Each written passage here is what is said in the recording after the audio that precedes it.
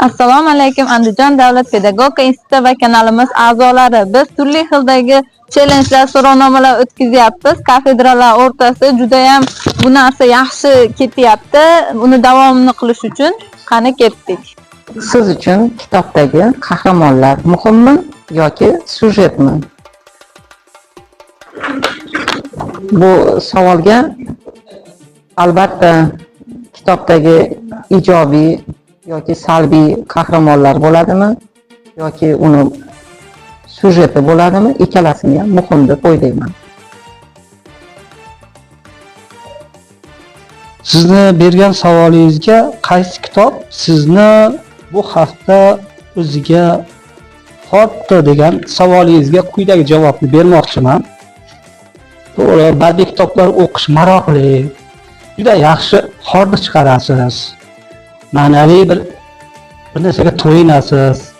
Lekin ish paytida ko'proq fanlarimizda o'zgarishlar bo'lyapti, yangi mavzular qo'shilyapti, yangi fanlar qo'shilyapti. Shu sababdan hozirgi paytda tarix yo'nalishiga manbashunoslik fanidan dars olib boryapman.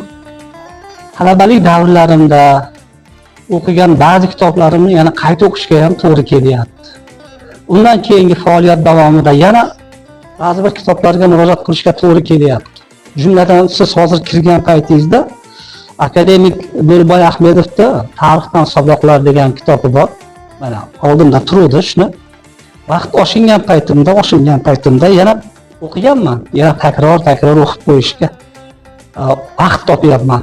Sabab o'zi har qanday asarda har o'qiganingizda undan yana qandaydir qo'shimcha ozuqalar olinadi. U bir marta o'qigani bilan menimcha asarning to'liq mohiyatini anglab yetish qiyin. Shu nuqtai nazardan mana bu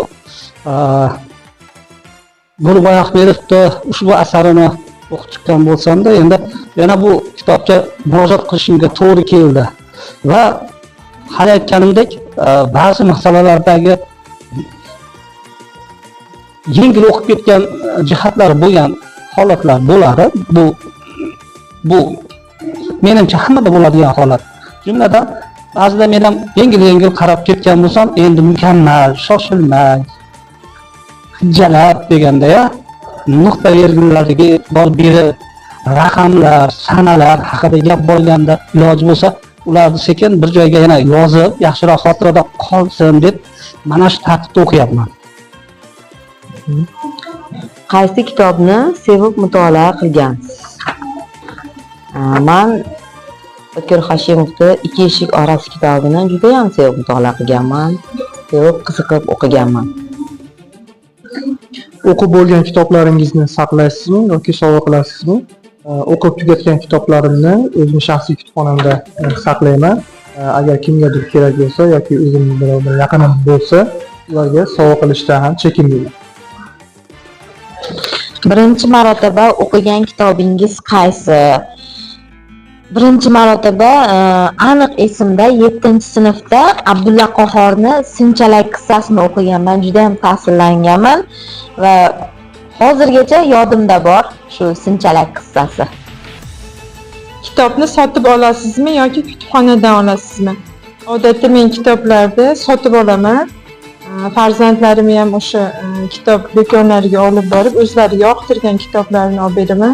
Bu mening eng sevimli hobbilarimdan desam ham bo'laveradi.